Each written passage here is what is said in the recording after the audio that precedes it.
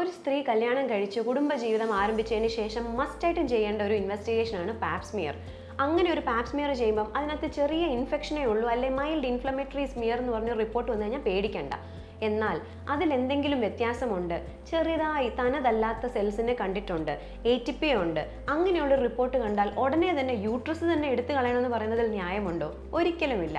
സെർവിസൈറ്റിസ്, chronic സെർവിസൈറ്റിസ് തുടങ്ങി chronic ആയിട്ടുണ്ടായിരുന്ന പല അസുഖങ്ങൾ കാരണം സെർവിക്സിൽ, അതായത് യൂട്രസിൻ്റെ വായ്ഭാഗത്ത് പലതരത്തിലുള്ള അസുഖങ്ങൾ ഉണ്ടാവാൻ സാധ്യതയുണ്ട്. കുറേ വർഷം അങ്ങനെ തന്നെ ആ ഒരു ഇൻഫെക്ഷൻ നീണ്ടു നിന്നാൽ മാത്രം അത് ക്യാൻസറായും മാറാനുള്ള സാധ്യതയുണ്ട്. പക്ഷേ ഇതെല്ലാം തന്നെ പെട്ടെന്ന് 1-2 വർഷം കൊണ്ട് നടക്കുന്ന ഒരു കാര്യമല്ല.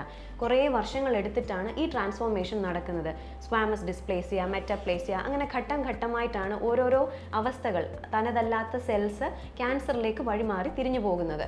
സോ മസ്റ്റായിട്ടും പാപ്സ്മിയറിൽ എന്തെങ്കിലും ചേഞ്ചസ് ഉണ്ട്, ചെറിയ ഇൻഫെക്ഷനോ ഇൻഫ്ലമേഷനെ പറ്റിയല്ല സൂചിപ്പിക്കുന്നത്, തനതല്ലാത്ത ചെറിയതായി ക്യാൻസർ ആയേക്കാവുന്ന സെൽസിൻ്റെ പ്രസൻസ് ഉണ്ടെന്ന് കണ്ടുപിടിച്ചു കഴിഞ്ഞാൽ മസ്റ്റായിട്ടും ചെയ്യേണ്ടത് ഹിസ്റ്ററക്ടമി അല്ല. പകരം നിങ്ങൾ വിദഗ്ധോപദേശം തേടി കോൾപോസ്കോപ്പി എന്ന ഇൻവെസ്റ്റിഗേഷനിലൂടെ ഡൈ അപ്ടേക്ക് ഉള്ള ഏരിയാസ് കണ്ടുപിടിച്ച് ആ പെർട്ടിക്കുലർ ഏരിയയിൽ നിന്ന് ബയോപ്സി എടുക്കാം. ഇനി സെർവിക്സിൽ അങ്ങനെ ഒരു അവസ്ഥ, ക്യാൻസറിൻ്റെ ആരംഭം ഉണ്ടെന്ന് കണ്ടുപിടിച്ചാൽ തന്നെ യൂട്രസിൻ്റെ വായ്ഭാഗമായ സെർവിക്സ് മുഴുവനെ തന്നെ ആംബ്യൂട്ടേറ്റ് ചെയ്യുകയോ അല്ലെങ്കിൽ വലിയൊരു ലൂപ്പായിട്ട് അഫക്റ്റഡ് ഏരിയ മാത്രം എക്സസൈസ് ചെയ്ത് കളയുകയോ അല്ലെങ്കിൽ കോട്രേസ് ചെയ്യുകയോ, ഇങ്ങനെ പല വിധത്തിലുള്ള ഓപ്ഷൻസ് അവൈലബിൾ ആണ്. സോ ഓടിച്ചാടി വെപ്രാളത്തിൽ ഒരു ഹിസ്റ്ററക്ടമി ചെയ്യാതെ ഉറപ്പായിട്ടും പാപ്സ്മിയറിൽ അറ്റിപ്പിക്കൽ ചേഞ്ചസ് ഉണ്ടെന്ന് കണ്ടു കഴിഞ്ഞാൽ വിദഗ്ധോപദേശം തേടി ഫർദർ ചികിത്സ നിങ്ങൾ സ്വീകരിക്കേണ്ടതാണ്.